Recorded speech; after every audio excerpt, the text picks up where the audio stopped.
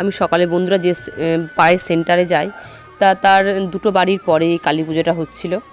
আমাকে আগে দুদিন আগে এই বাড়ির বউ, আমার একটা ছোট্ট বোন বলেছিল, দিদি আমাদের বাড়িতে মানসিক কালী পুজো আছে, মানসা কালী পুজো আছে, তা তুমি আর তোমার পরিবারের সকলে এসে প্রসাদ খেয়ে যেও। তা সকালে গেছিলাম সেন্টারে, একটু গিয়ে ভিডিও করে নিয়ে এসেছি। মা এখনও মানে পুজোর আসনে বসেননি, মাকে আনতে গেছেন, ঢাকি করে মাকে আনতে গেছে। তাই দেখো দুপুরবেলা যে প্রসাদের ব্যবস্থা হবে সেসবই সবজিগুলো কাটাকুটি চলছে। আর দুটো বাড়ির পরেই কালী পুজোটা হচ্ছে, মানে সেন্টার থেকে দুটো বাড়ির পরে।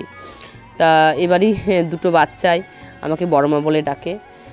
এবারই যে মেয়ে, তার নাম ঋত্বিকা, সে আমার সেন্টারে খাবার পায়। তা ও খাবার আনতে যায় আর গিয়ে ডাকে, ডিম দাও, আমাকে বমা বমা করে ডাকে। খুব ভালো লাগে বন্ধুরা, জানো। এই দেখো ওদের বাড়িটা, এই যে ইটের গাঁথনি দিয়ে, এটা ওদের বাড়ি। আর এখানে হয়তো দুপুরবেলা তোমাদের চেয়ার টেবিলে বসে খাওয়া দাওয়ার, প্রসাদের খাওয়ার ব্যবস্থা আছে। তা আমি একটু সকালবেলা গেছিলাম, একটু ভিডিও করে নিয়ে আসলাম। আর যে বাঙালি মালে জানোই তো, পিকনিক বলো, পুজো বলো, বিয়ে বলো, বক্স না হলে কিন্তু পুজো মানায় না। এই দেখো মাকে নিয়ে আসছে, এই যে মাকে নিয়ে আসছে টোটোই করে।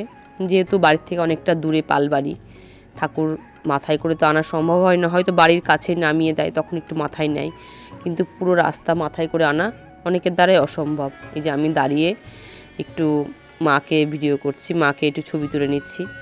এই যে আমরা রেডি হয়ে গেছি বন্ধুরা যাওয়ার জন্য দুপুরবেলা। তা বাড়ির সকলকেই নিমন্ত্রণ করেছিল বন্ধুরা, সকলে তো আর যেতে পারবে না, যেহেতু বাবা মা মশলাপাতি তরকারি খান না বেশি।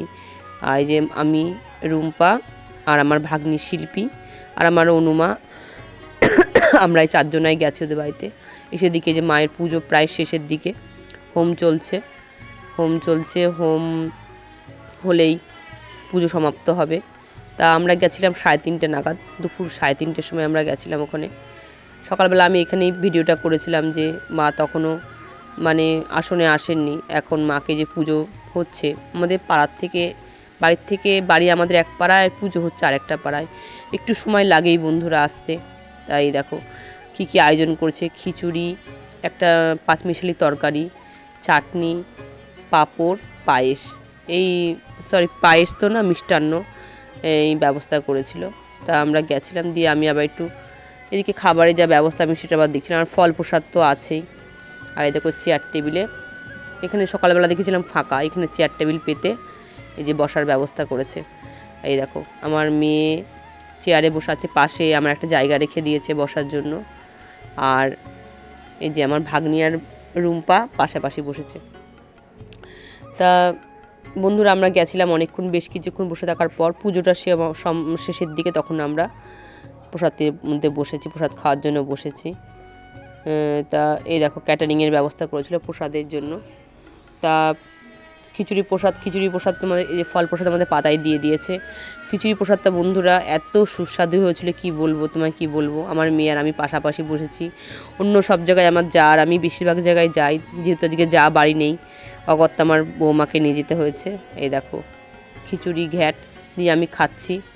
আর আমি প্রতিদিনই প্রায় তোমাদের একটা করে ভিডিও ছাড়ি, আমার ভিডিওগুলো কেমন লাগছে বন্ধুরা জানাবে। আর সকলে কেমন আছো সেটাও বলো। খাওয়া দাওয়া করে বন্ধুরা সোজা বাড়ি চলে এসেছিলাম, চাটনি পাঁপড় খেয়ে। সব প্রসাদই ভালোই, খুব সুন্দর হয়েছিল। খাওয়া দাওয়া করে সোজা বাড়ি চলে এসেছিলাম।